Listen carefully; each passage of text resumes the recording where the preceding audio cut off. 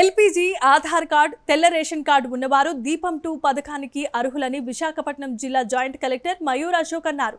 ఈ నెల 1వ తేదీ నుంచి పథకం అమల్లోనికి వచ్చిందన్నారు. జిల్లాలో ఇప్పటివరకు దీపం పథకం 2 ద్వారా లబ్ధిదారులు 93,784 సిలిండర్లు బుక్ చేసుకున్నారని తెలిపారు.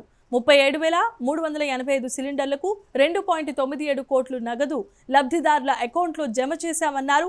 సమస్యలు ఉంటే దగ్గరలో ఉన్న సచివాలయం, సివిల్ సప్లై ఆఫీసులలో ఫిర్యాదు చేయొచ్చన్నారు. ప్రజా సమస్యల పరిష్కార వేదికలో దీపం పథకం 2లో సమస్యల కోసం ప్రత్యేకమైన కౌంటర్ కూడా పెట్టామన్నారు. ఆనరబుల్ సీఎం గారు శ్రీకాకుళం జిల్లాలో దీపం 2 పథకం అని లాంచ్ చేయడం జరిగింది.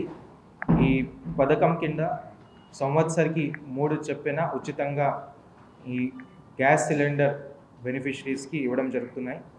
ఈ లబ్ధిదారుకి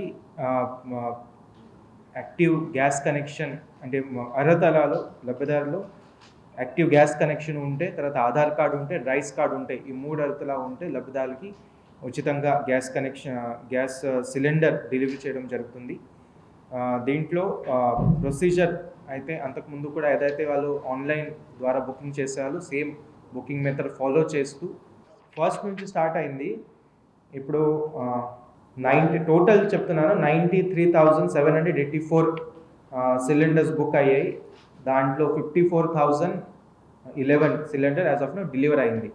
అంటే నిన్నటి వరకు చెప్తున్నాను, 93,784 సిలిండర్ బుక్ డెలివర్డ్ 54,011.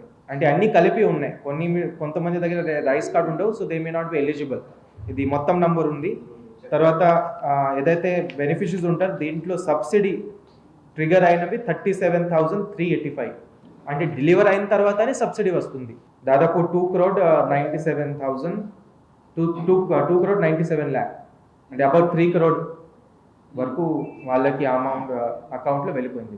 అలాంటి ఏదైనా ఉంటే వాళ్ళ పక్క సచివాలయంలో వెళ్ళి అక్కడ రిజిస్టర్ చేసుకుంటే మనం వెరిఫై చేసి దాని ప్రకారం అది స్పందిస్తాము. ఖచ్చితంగా మన దాంట్లో పీజీఆర్ఎస్లో కూడా పెట్టాము. లేదంటే పీజీఆర్ఎస్ ద్వారా కూడా మామూలు నంబర్తో కాల్ చేసి కూడా రిజిస్టర్ చేసుకోవచ్చు గ్రీవాన్స్. సో అది మనం తప్పకుండా టేకప్ చేస్తాం.